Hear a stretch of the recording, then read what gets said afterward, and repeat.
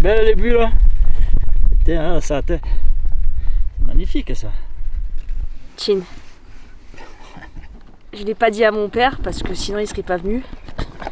Mais c'est moi qui cuisinais en fait.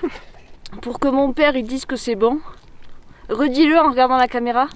On se retrouve en montagne, enfin. Ça fait un moment que je suis pas venue en montagne.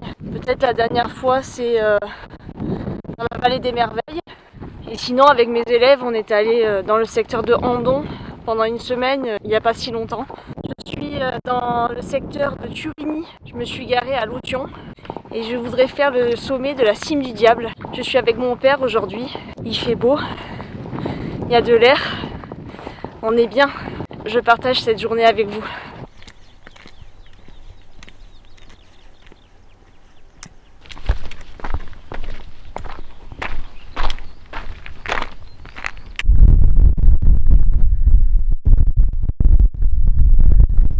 Ça fait longtemps que je ne suis pas venue sur ce sentier là, précisément celui-là. La dernière fois c'est quand j'ai traversé le Mercantour avec mon père. C'était un magnifique trek que je vous recommande vraiment à 200%. Je vous dis ça pour tous les treks, mais celui-là peut-être un peu plus parce que c'est le Mercantour, puis c'était le premier gros trek qu'on avait fait avec mon père et on traversait donc un parc national qui est cher à notre cœur. Et d'ailleurs, si je me trompe pas, exactement ici, c'est là qu'il y avait les moutons ? Oui. Ouais, c'est ça. C'était ce que j'étais en train de vous dire. C'était que sur ça devait être l'avant-dernière étape. Et puis on a été pris par un troupeau de moutons, mais immense. Ils prenaient tout le flanc de la montagne. Vous voyez, c'est compliqué de détourner parce que c'est extrêmement en dévers. Donc on pouvait pas ni passer par le haut parce qu'il y a des barrières rocheuses, ni descendre au fond du vallon parce que c'était trop compliqué. Donc on avait dû passer très proche des moutons. Et puis finalement, au détour d'un virage, il y avait eu les bergers et on avait discuté avec eux et donc on avait été rassurés par rapport aux chiens. Voilà, mais c'est toujours plein de souvenirs en fait quand on passe dans un endroit, on se rappelle, tiens là il y avait eu ça, là on avait fait ça, etc.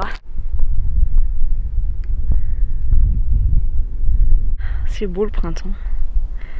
Quoique là, on a un pied dans l'été là, parce que ça arrive. Une fois que vous êtes à la baisse de la Cavaline, vous avez deux possibilités. Soit vous partez à droite en direction du Pas du Diable, Lac du Diable, Pas du Trême, et vous rejoignez la cime du Diable. Soit vous faites ce qu'on est en train de faire, passer par le mont Caplet supérieur, pour ensuite se rendre sur la cime du Diable et redescendre en direction du Lac du Diable. Pourquoi on choisit de faire dans ce sens-là plutôt que dans l'autre sens? Ça nous fait redescendre sur le lac du Diable en le surplombant parce qu'on arrive du dessus. Moi j'aime bien arriver par-dessus les lacs, je trouve ça magnifique. C'est le vallon par lequel on va revenir. En face, vous avez le Pas du Diable. Là, c'est la cime du Diable. Et ici, c'est le mont Caplet supérieur. On arrive au mont Caplet supérieur.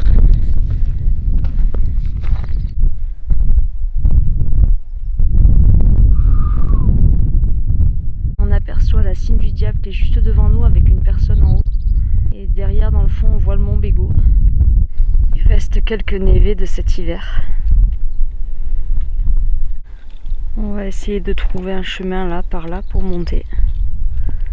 Alors là, vous avez donc le Grand Caplet à 2900 et quelques. Au fond, là, vous avez le Clapier. Il est bien enneigé par rapport aux autres, je trouve. Juste en face, vous avez la cime de la Malédie que j'ai fait il y a à peu près 1 an et demi avec le mari d'une copine qui est un très bon marcheur. Et grâce à lui, j'ai pu le faire parce que sinon, je pense que je l'aurais pas fait. Et ensuite, ici, vous avez le Gélas que j'ai fait aussi il y a quelques années avec mon père, tous les deux. Donc voilà, le plus haut sommet des Alpes-Maritimes. 3150 peut-être, je sais plus. Ça y est, on y est, la cime du Diable. Et est-ce que vous savez pourquoi ça s'appelle comme ça? Tout à l'heure on était là au mont Caplet supérieur. Puis on vient de où on voit pas d'où on vient parce qu'on vient de loin. Alors on appelle la cime du Diable la cime du Diable Alors je me suis un peu renseignée. Alors certains disent, dont mon père, dit qu'on appelle la cime du diable parce que c'est un secteur extrêmement orageux. C'est un sommet qui attire facilement les orages et c'est souvent couvert par ici. Donc première hypothèse. Deuxième hypothèse quand j'ai cherché, c'est que des légendes un peu anciennes disent que le diable occupait cette cime et qu'il venait de l'enfer par un lac qui est pas loin d'ici et qui s'appelle le lac de l'enfer. Et donc il venait sur ce sommet et de ce sommet il rançonnait les villages de la vallée du Paillon qui se situent 2000 mètres plus bas. Ici il y a beaucoup de noms, lac de l'enfer, lac du diable, signe du diable, pas du Trême. Trême étymologiquement ça veut dire tremblement, terreur. Il y a aussi la vallée de la Valmasque, ça veut dire vallée de la sorcière. Il paraît aussi que le fait qu'il y ait beaucoup de signes, de gravures rupestres sur les roches, les gens autrefois ils assimilaient ces gravures rupestres à pas de la sorcellerie mais à quelque chose d'inexpliqué et donc ça donnait à ces lieux une atmosphère particulière. Alors qu'est-ce qu'on fait aujourd'hui?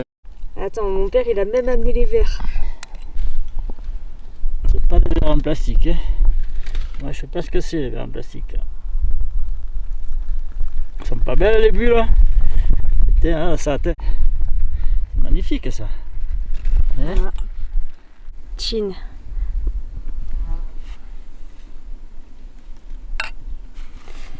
Eh bien j'ai pris un an, voilà ce qu'on fait. Eh oui, un an de plus. J'avais envie d'être dans un beau panorama comme je les aime. Mon père il m'a proposé de venir ici, puis ça tombait bien parce que pour mon anniversaire je me suis offert un livre. Je me suis dit qu'est-ce que je pourrais m'offrir comme livre? Et donc j'ai pris les plus beaux sommets du Mercantour. Je sais que je ne suis pas originale du tout. Surtout que j'avais déjà un livre un peu similaire, mais là c'est la Bible. Il y a à peu près tous les sommets du Mercantour. Et puis quand j'ai ouvert le livre, le premier sommet sur lequel je tombe, la cime du diable. Donc voilà, je me suis dit, ça tombe bien, on va aller fêter l'anniversaire sur la cime du diable. Chin. C'est bon, c'est bon. Pour le dessert, je ne l'ai pas dit à mon père. Attendez, je vous prends. Je ne l'ai pas dit à mon père parce que sinon il ne serait pas venu. Mais c'est moi qui cuisinais en fait. Et hier, j'avais oublié de faire le dessert pour aujourd'hui et je devais aller à la boulangerie. Et j'ai eu une flemme de l'autre monde et donc j'ai décidé de cuisiner. Donc je sais que mon père est très méfiant quand je cuisine, mais je le comprends, il n'y a pas de souci. Donc j'ai préparé et il devait apporter la bougie et il n'a pas prise. J'ai fait des petits muffins. Oh putain, c'est beau. Et en plus, en bonne youtubeuse que je suis, je vous ai filmé la recette hier soir. Donc voilà, verdict. Très bon. J'aurais dû porter 2 bouteilles de moule. Pour que mon père il dise que c'est bon, redis-le en regardant la caméra. C'est très bon. Mais il manque la deuxième bouteille de pétillant. Je ne savais pas comment je l'aurais mené. C'est vrai que c'est bon. Et d'une simplicité, mais d'un autre monde.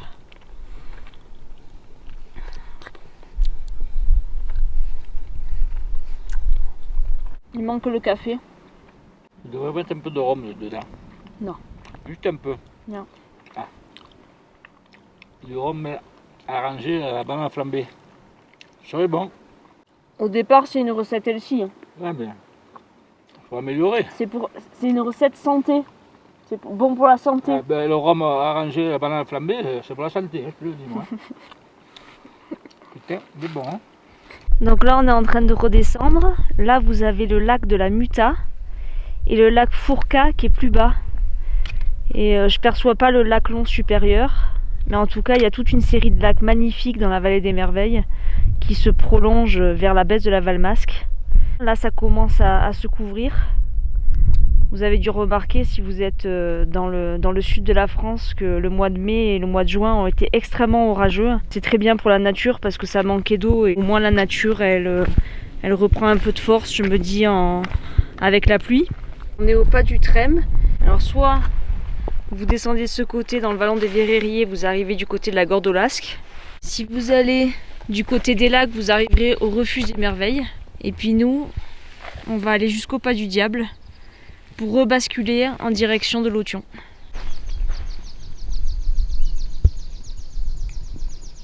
On vient de passer le pas du diable. Et donc là, on redescend pour retrouver la baisse de K. Comment elle s'appelle déjà cette baisse? J'ai oublié. Là, on voit bien les deux sommets qu'on a fait. Le mont Caplet supérieur et la cime du diable.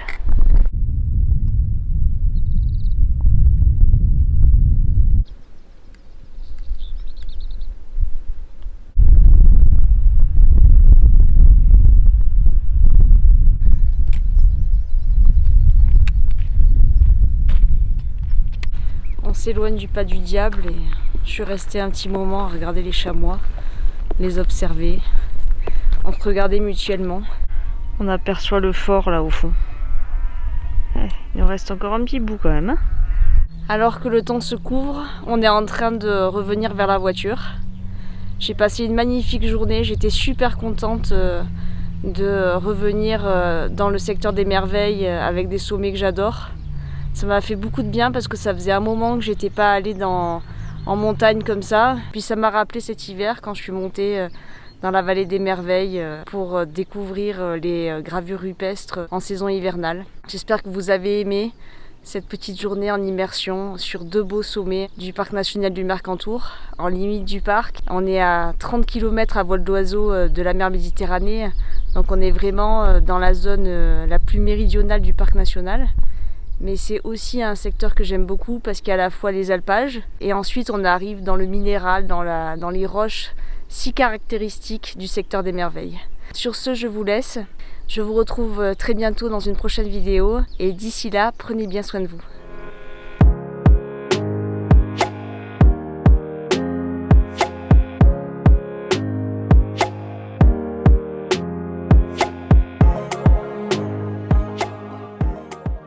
Pour cette recette, vous avez besoin de 2 bananes, de 40 g de flocons d'avoine, un œuf, 5 g de sucre, moi j'ai pris du sucre de coco, et une pincée de levure chimique, évidemment du chocolat. Pour mener à bien cette recette, il faut écraser donc les bananes. Il faut ensuite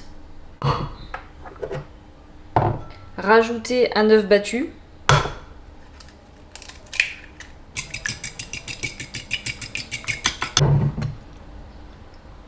Mélanger le tout, rajouter le sucre. Alors moi, vous le savez peut-être, mais j'aime bien la cuisine depuis pas longtemps. Mais j'aime surtout que ça soit simple, quand même assez sain. Vu que je suis assez gourmande, il vaut mieux que je fasse attention. Les flocons d'avoine. Et la levure chimique. Et une fois votre préparation est prête, eh bien vous n'avez plus qu'à tout verser dans des moules à muffins et puis à les enfourner à 180 degrés pendant 25 minutes.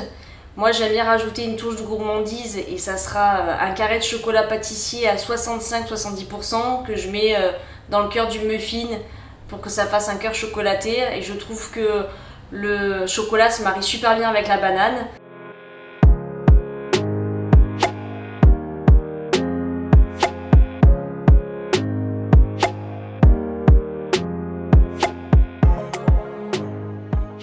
Très bon. Mais il manque la deuxième bouteille de pétillant.